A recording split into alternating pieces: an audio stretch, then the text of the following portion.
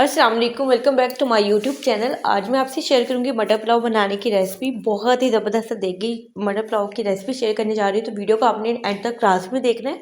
तो चले बनाना स्टार्ट करते हैं।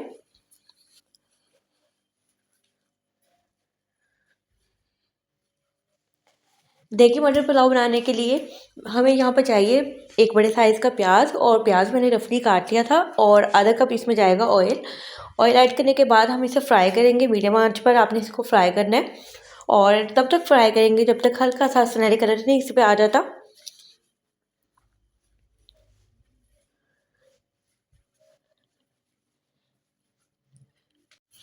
तो प्याज फ्राई करते हुए स्पून थोड़ी थोड़ी देर बाद आपको चलाते जाना है, ताकि जो प्याज है साइड से जलना नहीं चाहिए।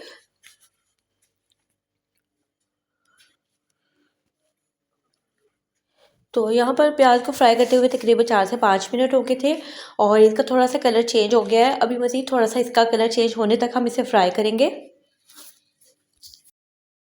तो यहाँ पर मैं इसमें साथ ही ऐड कर लूँगी गरम मसाला। गरम मसाला मैंने तकरीबन 1 टेबल स्पून भर के इसमें ऐड किया था, और गरम मसाला ऐड करने के बाद मज़ीद इसे हम 4 से 5 मिनट के लिए फ्राई करेंगे, ताकि गरम मसाले की भी अच्छी तरह से बुनाई हो जाए, और जो प्याज हमने इसमें ऐड किया उसका भी थोड़ा सा गोल्डन कलर आ जाए।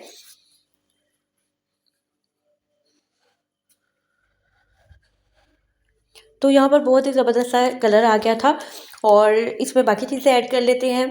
तकरीबन 1 टेबल स्पून जाएगा इसमें अदरक का पेस्ट, 1 टेबल स्पून जाएगा इसमें लहसुन का पेस्ट, और साथ ही मैंने यहाँ पर एक बड़े साइज़ का टमाटर लिया था, और 2 से 3 सब्ज़ मिर्चें ली थी। कुछ को मैंने काट लिया था और कुछ को मैंने वैसे ही रख लिया था। इससे एक तो देखने में लुक बहुत अच्छी आती है। तो बस इसे अच्छी तरह से आपने इसको फ्राई कर लेना है।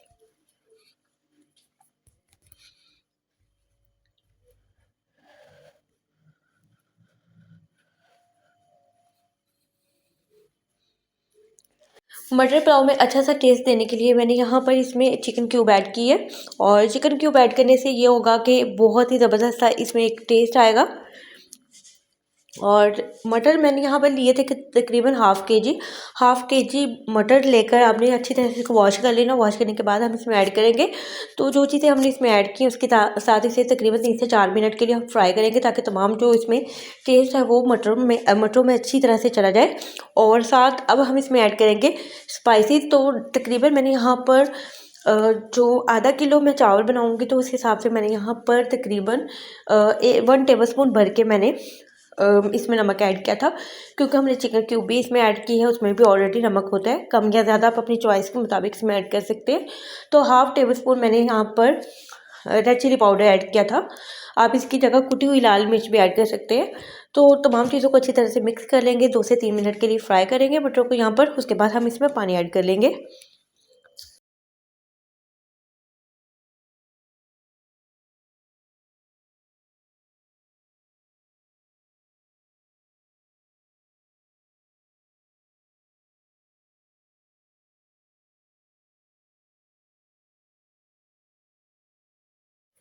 तो मटरों को यहाँ पर मैंने अच्छी तरह से फ्राई कर लिया था, और यहाँ पर अब मैं इसमें ऐड करूँगी पानी। पानी आपने अपने चावलों को देख कर भी इसमें ऐड करना है, क्योंकि हर कोई मुख्तलिफ़ तरह के चावल यूज़ कर रहा होता है। तो मैंने यहाँ पर तकरीबन 4 गिलास मैंने पानी लिया था, और अब इसको हम कवर करके रख देंगे।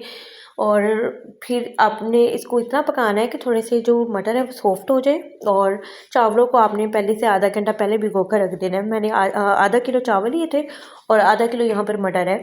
तो इसे करके रख देंगे, थोड़ा सा पकने लगेगा, तो फिर उसके बाद हम इसमें चावल ऐड कर देंगे। तकरीबन यहाँ पर 5 से 7 मिनट हो गए थे, और मटर थोड़े से गल गए थे। चावल जो है मैंने पानी में से निकाल लिए थे, और चावलों का हम यहाँ पर ऐड करेंगे।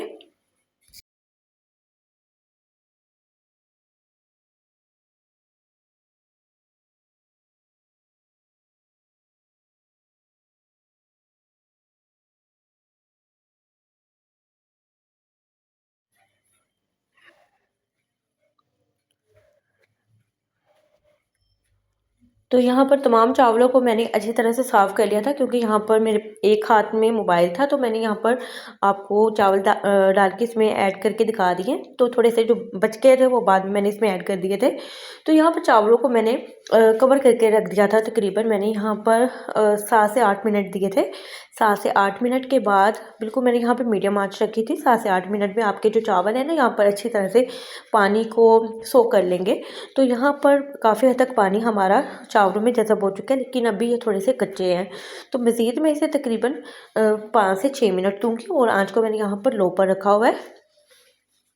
तो मैं इसे दोबारा कवर करके रख दूँगी यहाँ पर।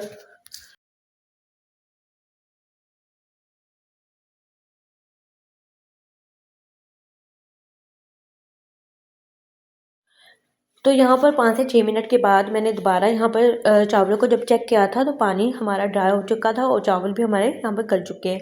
तो यहाँ पर हम इसे दम पर लगा देंगे। दम पे मैंने तवा रखा था, उसके ऊपर मैंने इसको रख दिया था। तकरीबन मैंने इसे 7 से 8 मिनट इसे दम दिया था और दम के बाद मैं आपको चावल दिखाती हूँ कि हमारे चावल कितने यहाँ पर परफेक्ट बने थे। तो बहुत ही ज़बरदस्त से हमारे यहाँ पर चावल बनके रेडी हुए हैं। बहुत ही खिले-खिले से चावल, दाना-दाना इसका अलग है। तो बहुत ही केयरफुली आपने साइड से इसको चावलों को अच्छी तरह से स्पून के साथ इसको अच्छी तरह से आपने ऊपर नीचे मिक्स कर लेना है।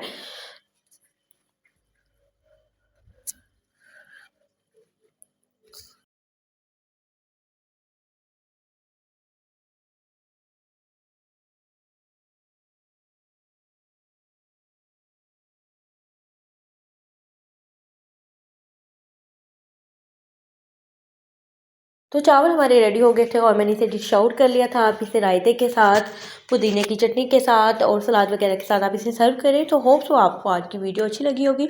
वीडियो अच्छी लगी तो वीडियो को लाइक कर दें और अपना फीडबैक लाजमी दें और दुआओं में याद रखें। अल्लाह हाफ़िज़।